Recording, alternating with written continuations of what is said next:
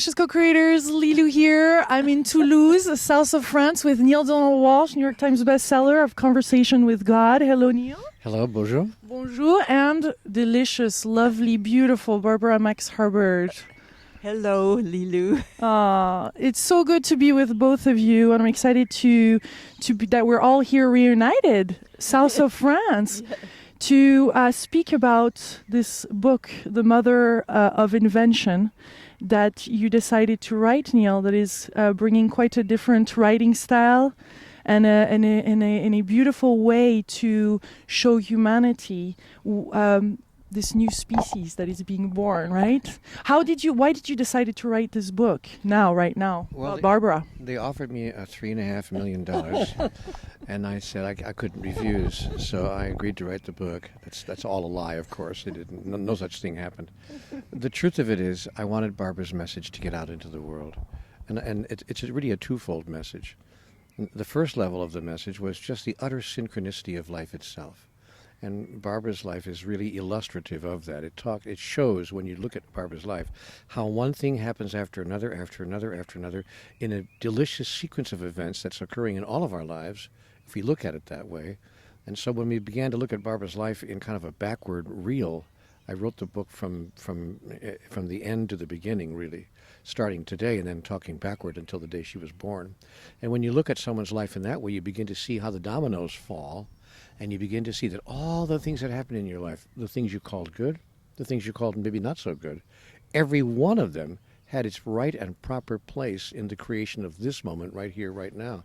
And when you see that, honestly, without getting over poetic about it, you almost drop to your knees in gratitude as you see the construction, the unique matrix and construction of everyone's life. You just say, my goodness, thank you, God. I see the whole thing now.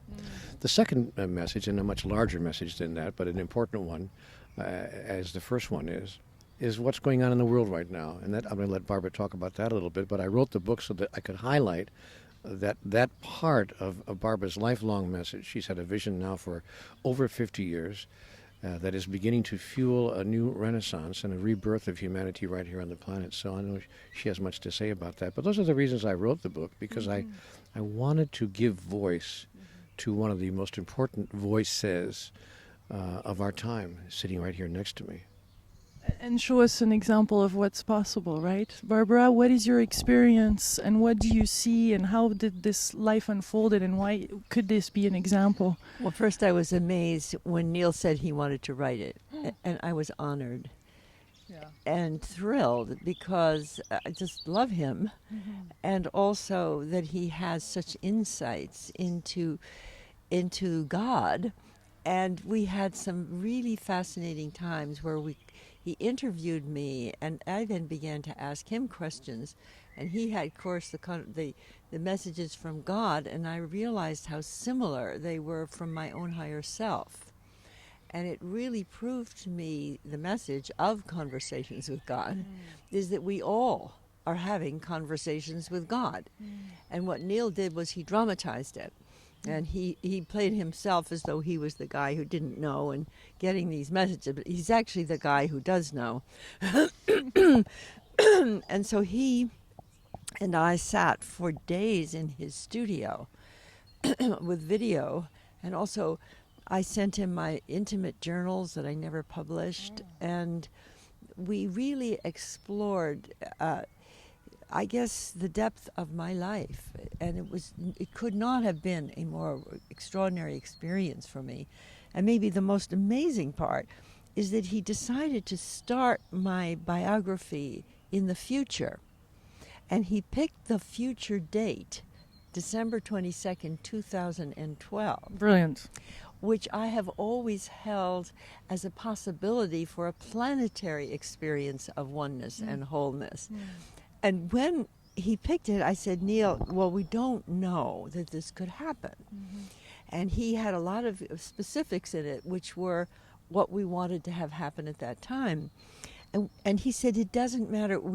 This is your intention. And by writing it, we're going to bring more into reality than if we didn't write it. And everybody will know that we wrote it before this happened.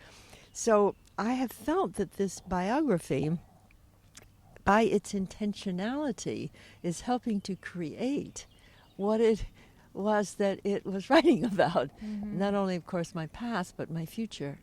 Tell us what that is. Well, I would say the key experience of my life was what I call a planetary birth experience. And it came from asking a question: what in our age is comparable to the story of the birth of Christ? A child was born in that story, and it was such an extraordinary child that what followed changed the world. So I thought we had a story as great as that if we knew what it was. Of course, Neale and I are very interested in new stories. So when I asked that question, I became like an astronaut. And I literally experienced the planet heaving and struggling and fighting. And then suddenly we found empathy, love, creativity, innovations connecting. And I heard the words, our story is a birth. What Christ and all great teachers came to tell us is true. We're one, we're whole, we're good, we're born. Now, when I got that, I felt it in my body. It wasn't an external experience.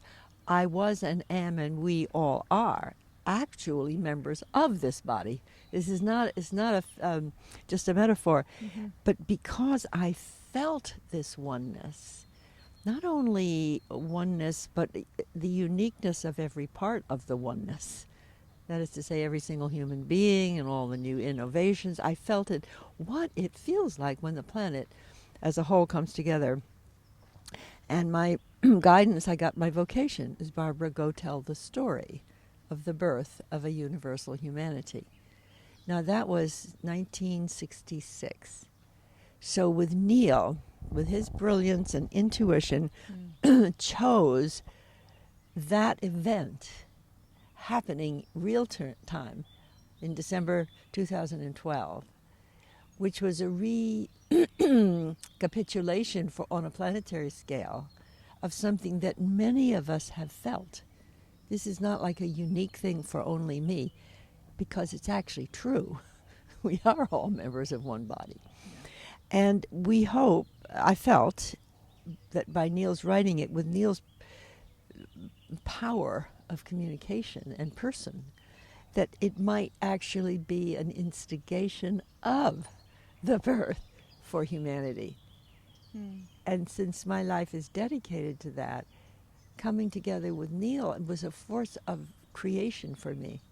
Truly, a blessing beyond.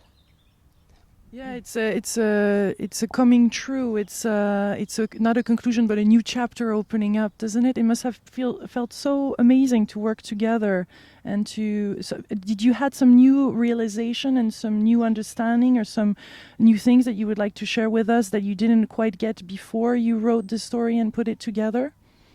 Is there something else, a new understanding, a new thing that got you really like, wow, this is really happening in the world? I don't know if it was a new understanding, but I think it was a reaffirmation of an already held truth. But I think it was a rearticulation of it. What was new for me was Barbara's intuitive declaration, her intuitive clarity, the way she held the whole experience and the way she phrased it as a rebirthing, or actually a birthing of humanity. And her analogy of talking about the whole human experience from the beginning of time until this minute as really a long period of gestation for a species newly emerging into the cosmic community of sentient beings. And to view it that way, to see it from that perspective, I think was new for me. Yeah. And to be able to look at it that way and go, isn't that interesting that, when you think of how old the universe is, just the universe, trillions and trillions of years old, and then how old our particular solar system is, billions of years old, and then how old our planet is, millions and multi-millions of years old. And then when you think of all of that, and then based on that, how long human beings have been in existence, is just a tiny, tiny, minuscule fraction of that overall time, which would make us, in fact, tiny, tiny babies. And seen on that kind of a scale, it's possible to view humanity really as having been truly in its own gestation period, now being birthed finally and at last, and this period of time holding such significance then for our entire species.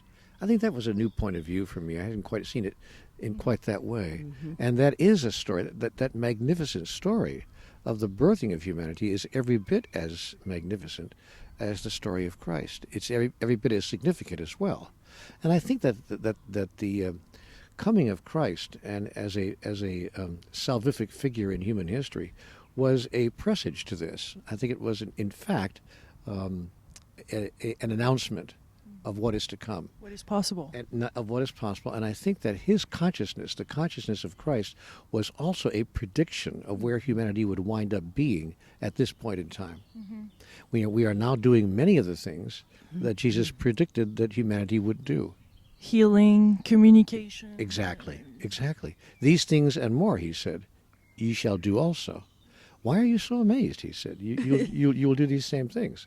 But of course, at the time he said it, no one could imagine open heart surgery and implanting, all the various wonderful, devices that medical science has given us, much less, forgetting about even the physical side of it, much less the mental and spiritual development that human beings would experience at this point in time. I think he saw all of that, as have all the great sages and saints throughout all of history. One of whom is sitting right next to me here on this park bench in Toulouse, because Barbara has had these kinds of understandings and visions, not just in the past 2 weeks or the past 2 months or the past 2 years, when everyone else has been getting excited about 2012. Barbara's been talking about this for 50 years in these terms. So this is a time of great, I think, opening for all of humanity, and we need to listen to people who have had that kind of insight for a long time, people such as Barbara. That's why I hope that all of those folks who have not yet read The Mother of Invention will give themselves permission to read it, because it's more than Barbara's story. Yes. It is, in fact, the story of humanity at this epoch, at this era, at this particular point in time, when we will, in fact, be at last birth. Barbara, tell us the evolution, what the conscious evolution that we go through as human beings to now birth this new humanity. I think we're very fortunate to be alive exactly now in the 13.7 billion year history of at least the original flaring forth that created this universe and our planet and life on this planet. It took this many years to create a species barely awakening to the fact that it is an expression of that whole process of creation. And that each of us is creative with that, as that. And that millions of us are awakening to that right now. The change in just my life being 82 years old, when I started out, I never met one single person like me. No one. In Connecticut. There's a great book in that. Great book title, No One in Connecticut. No one in Connecticut. At the PTA, at the Church Women United, at the General Federation of Women's Clubs. And I went to Bryn Mawr College. I really tried. But I married... Everyone who went to Bryn Mawr really tried. I met my husband at a little cafe in Paris. It's Chez Rosalie. And I was asking everyone, what's the meaning of our new power that's good? And nobody had a clue. But he did. He said, I'm an artist. I'm seeking a new story commensurate with our power. And if we don't have a new story, and if we don't have a new image of humans, it's exactly Neale's question. If we don't have a new story and a new image, not the culture and life itself won't fulfill itself. And the artist has to find this. Well, look at this. Here, in a way, is an artist. It's very amazing synchronistically that he, at this point in his life, is asking exactly these questions and saying to humanity, if you don't answer these questions, it doesn't really matter. You're just going to stay sinking here. So he must have picked me because the questions that I was motivated by are surfacing in Neale's work. I mean, he's passionate. You heard him staying there. Why is it that billions of people haven't gotten what we want? Because we haven't really asked ourselves the right question. He speaks of our new cultural story. he speaks of our relationship to the story being absolutely critical. So I gave 50 years of my life because, I mean, I believe in questions. Yes. Yeah, I think that's one reason I'm so interested in what Neale's doing right now, because when you get a question deep enough in your soul that it moves you, you can't get away from it. I couldn't get away from the question of the meaning of our power. And when I asked the meaning of what was comparable to the birth of Christ, I got an experience comparable to our power. And I want to share just a really brief anecdote from Barbara's book that touched me deeply. She told me her story, and she told me that one of her moments of awakening in her life was when the atomic bomb was dropped on Hiroshima and Nagasaki. And she was, a young woman at that time, 15 or 16 years old, and she was just aghast and at the power of that and at the purpose behind it. Like any 15 or 16-year-old person would think, you'd look at it and go, why are we doing this? What is this about? And later on in life, by an extraordinary set of circumstances, she had an opportunity to meet then President Eisenhower. And that's another whole story how that happened. But there she was in the White House, in the Oval Office with President Eisenhower. And she asked him, she said, Mr. President, may I ask you a question? And at that time, she was a bit older, in her early 20s. And the president said, well, of course, young lady, what would you like to ask? And she said, well, Mr. President, what is the meaning of our power for good? And his face went blank. And he just looked a little off, and he looked at her and he said, I don't know. Now, when the President of the United States says he does not know what the meaning for good is of our enormous, immense power, that would set you off, if you were Barbara Marx Hubbard, on a lifelong quest to find out. Well, I've got to find, if he doesn't know, then nobody knows. I've got to find out. And so Barbara has spent the rest of her life searching for the answer to that seminal question that has to be replied to. We must give a reply. Now, I want to say that I think that life in 2012 and beyond is our answer to that question. We are now demonstrating our answer to that question. What is the meaning of our immense power for good? And perhaps we'll have the answer for good as well. It would be nice if we did. But here's what's interesting about the answer. It's not written in stone. That is, we are creating the answer. Right.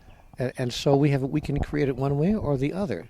The question then before the house at this point of our evolutionary journey is, how shall we create the answer? Yeah. Barbara, give us the answer to that question that you had then. Well, What would you answer on this day? Well, the answer is that our species is being born as a co-evolutionary, co-creative species at the dawn of the universal age. We're at the very beginning of the birth of I think, what the true nature of humans is to be, which is to be one with the divine as creators. And that we have been given the power of gods, little gods.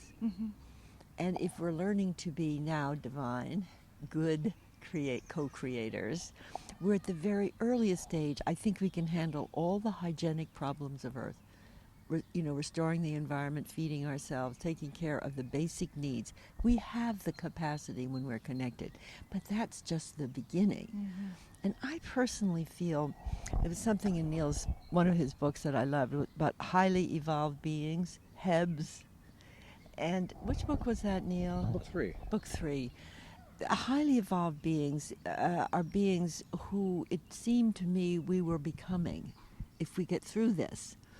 And I'll tell you really a personal secret now that I'm 82 and been living this for a long while. I'm really excited about that. I'm not that excited about all the hygienic problems. Hygienic is like a baby's born, it's got to breathe. It's got to nurse, it's got to eliminate, and it has to have a bassinet. But you don't say, oh, that's it. You say, oh, that's the beginning. The beginning. And you need to do the beginning. But I think for the human species to have the energy, vitality, and enthusiasm to go through this beginning and do a lot of hard work, that we need to be having some impulse that makes us realize we're just beginning. And like a mother will do anything for a baby because she knows it's going to grow up. If she didn't think it was going to grow up, I don't think she could stand it. Well, I think we're going to grow up. And I feel, as an 82-year-old, very new. Because it's not that I'm growing up. I think I am going through metamorphosis, which is a change of form, where I'm noticing that the energy of this impulse creates more vitality, creates more love, creates more enthusiasm. And sometimes I look at myself and I say, I wonder if I'm becoming a universal human myself. Because I've been saying this, and because I'm so old, nobody cares. So I'm now introducing myself as an evolving human. Well, by the end of the video we did in Santa Barbara at your home, you were just beaming with light, and the video definitely captured that. There, you are the incarnation of that on Earth. We can feel it in your presence. See, and what I'm saying, this is what Neale has reflected in the book. I have never felt extraordinary. I have felt normal, but it's a new norm. And what Neale has been able to do in the book is show anybody who has lived through whatever that's their particular design. It's all synchronistic, it's all meaningful. If you say yes to the big question that's inside you, and you're so interesting, Neale, that you're just coming now, going all around the world asking these questions. How come this is happening? Yeah, I think that the meaning of our power for good is, for how I would articulate it, is the meaning of our power for good is that it was given to us by life itself as a tool with which we could demonstrate who we are. That the enormous power that human beings and life itself has and is manifested through the human life form is a reflection and a demonstration, a representation of the power of life itself as it manifests in all sentient living beings as a means of divinity itself, understanding itself and experiencing itself. Or to put it in simple language, God chooses to know itself in its own experience. And we have only just now, with all this power that Barbara was asking about, the power to split the atom, the power at this point to unravel the genome, the human genome, the power to do all the miraculous things that we're doing right now, is just a tiny fraction, a smidgen. God says to me, you guys, that's just sandbox stuff. You have no idea of, you're just barely scratching the surface. But the meaning of this scratching the surface is to show us what's beneath that. So I think that what's going to be happening in 2012, December 22nd and beyond, is we're going to start going beneath the surface to begin to first discover, then to experience through our demonstration who we really are. And humanity is going to wake up to itself and say, oh my golly, how could we have thought for all those thousands of years through the Renaissance and all that time that went by that was it? That was how we weren't even on stage yet. We were just in the wings, waiting to play our true role in the expression of life universally. So I mean, I think it's just an extraordinary time to be alive. I'm just very grateful to God to be alive at this birthing moment. And it's a very exciting time to be associated with someone like this as well, who sees all of this and saw all of it so many years ago and had the ability to articulate it. I first met Barbara 15 years ago, and I just sat there, my first meeting with her, with my mouth dropped. How can a person know this and be able to articulate it with such clarity? With experience too, I remember you explaining in our last interview how you saw it all, really. You lived it. I lived through it, and I just want to say that being with Neale now, just in this moment, because we really haven't had a conversation like this since the book was published, certainly in French. And I'm realizing the enormous synchronicity about us sitting here in this moment right before 2012. Because Neale wrote this, and he's going around the world asking the very same questions that motivated me to do this all. But talk about full circle. Oh, because really? This began for Barbara in France, That's at right. Chez Rosalie. And I'm going with my daughter to Paris in 2 days to try to find Chez Rosalie. Yes, and France is such a beautiful country with so much heart, and yet the intellect sometimes it blocks the whole. But a lot of people say that it will really emerge from here in Europe. So there's no coincidence. I think definitely we're having this conversation here. Neale is so well known in Europe. He's well known in Spain. And I met with some Spanish people, and they said, well, because Neale is so famous in Spain, if the mother of invention were translated into Spanish, you would be well known in Spain. So I realized that my entrance into Europe for the planetary birth is because Neale's famous. And they love him, so they're going to have to translate his book into Spanish. And see, Neale, what you do? Yes. It's all part of it. Really. We laugh at it and we chuckle about it, but there's something afoot here. There's really something afoot, and there's mischief afoot. Really? A glint in the eye of God, who said, "Wait until you see the whole pattern play itself out." Because, if I am well known in Europe, it's because God chose to have a conversation with me, which he's having with everyone. But he understood that I was simply a rascal enough to actually put it on paper and have it published. And whereas everyone else would have probably run from that thought and run from that idea. But Barbara's next book is The Father of Invention. The father of invention. But you know what, Neale, I have a suggestion. As you go around asking the questions, throw in Barbara's question. Say, I wrote this book, and Barbara had this question. What is the meaning of our new power that's good? And that we, Neale and Barbara, we've come up with this idea that it's going to be a birth where we all get it. And maybe you could drop the seed where you go and sell your book, but give them the clue to that at least one other person like you was obsessed with these questions. It might actually help the entire mission, as well as make The Mother of Invention a popular book. All of it is possible and included in this world. I feel I feel everything is connected. Like now it's not an intellectual thing. We feel it, we know it, and we know that now things are going to go up like boom, because all the solutions can emerge from this new species, right? Really fast. Everything is possible. You see, when you start noticing what's working, instead of noticing everything that's not working, you begin to see a huge potential everywhere.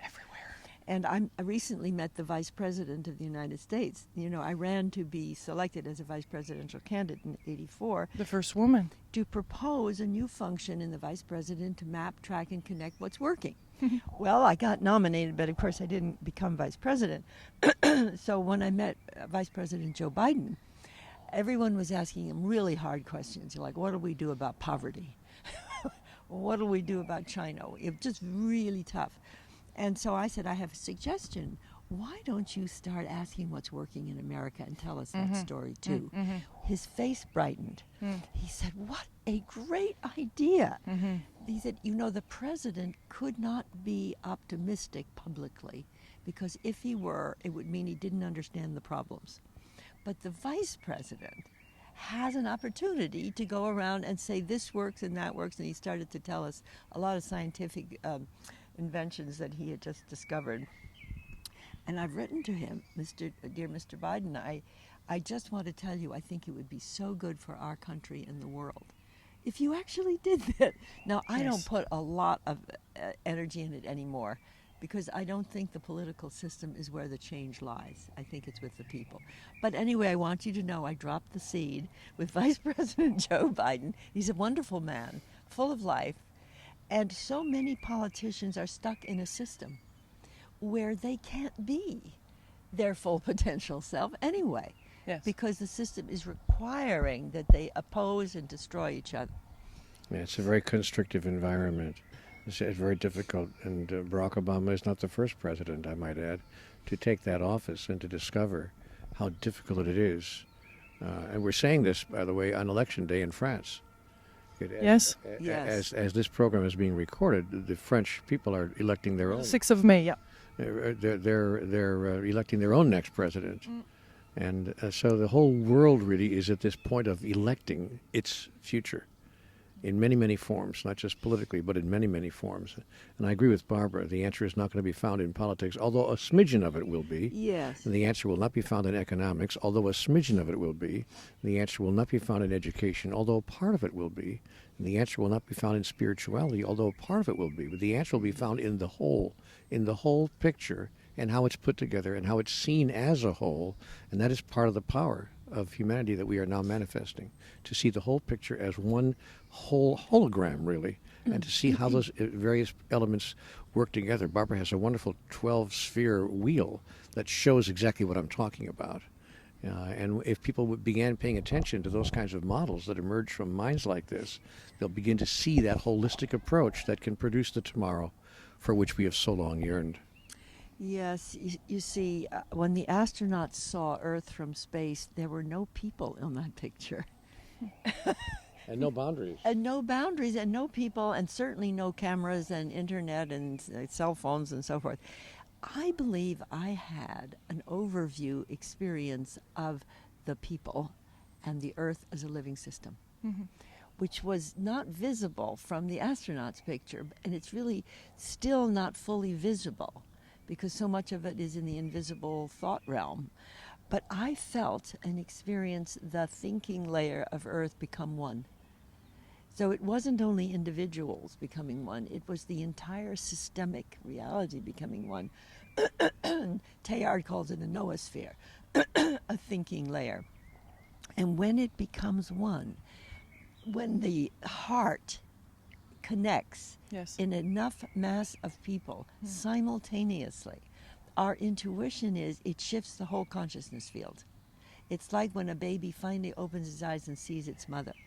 Even if it's a mess, it manages to breathe and nurse and get along. Well, we, humanity, have never had this experience as a whole. And what I'm excited about in 2012 is, to whatever degree it's possible, that enough of us would feel it simultaneously through the heart. Through And their they hearts. call it heart Yes. coherence. And the Yes. Heart Math Institute is a whole big project called Global Coherence. Yeah, I'm interviewing Howard Martin next week. They're just doing, and they're a part of our partnerships. Like Neale's work is a partnership with this effort. But they have a global care room, and we're calling it a global birthing room. And when somebody registers, a light shows up in the Google map where you are on Earth that you just signed up. So the vision is the Earth's going to light up. And how many lights does it take to turn the Earth on? We'll see. We'll see. That's the whole story. It's actually unknown. Let's all get together into one thought. What is that one thought that we could all have? It's just the one thought is that we are one. We are one.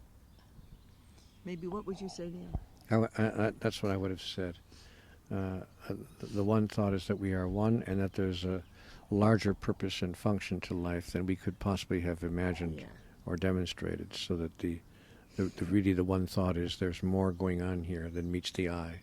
Or as Shakespeare wonderfully wrote, there are more things in heaven and earth, Horatio, than are dreamt of in your philosophy. Well, what Neale said is so true, because there is a type of mysticism that says we're all one and that's it.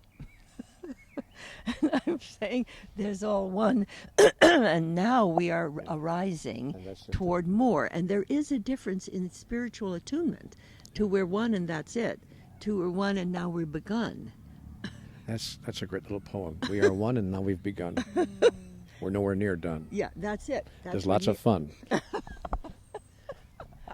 And we're one, Neale. Yes. And we're one. And we're one.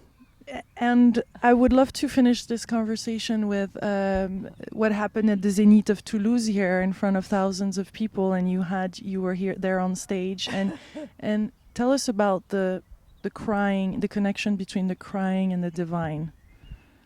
I think tears are God's laughter, and we've misunderstood the whole nature of life and the reason that we're here, and what's true about us and what's really going on. And I think that my experience, that even when I shed tears of sadness, they're at the highest level tears of joy, because sadness is merely an expression of love, and love is the highest expression of life that it is possible to experience. So even tears of sadness are, we are sad because we have deeply loved something or someone. And God smiles. You have to understand this at a very high level. God smiles when God sees people shedding tears of laughter or joy, because they're all expressions of love. And so I think that for me, when I have any tears coming to my eyes, I just let them flow, whether they're for sadness or for joy, because they're really all at the root cause the same thing. There is only one emotion. There's only a single emotion in the universe, and that's love. Believe it or not, all expressions of life, whether they're anger, even hatred, violence, are expressions of love. Because if you didn't love something, you wouldn't be expressing violence or hatred. It's a distortion of your expression of love. But you must love something, or you wouldn't care one way or the other, and you'd never get involved in anything.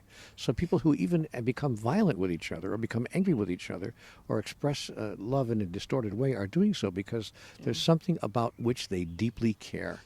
All we therefore need to teach humanity in the years ahead is how to deeply care in a way that reflects caring at its highest level rather than at its lowest vibration.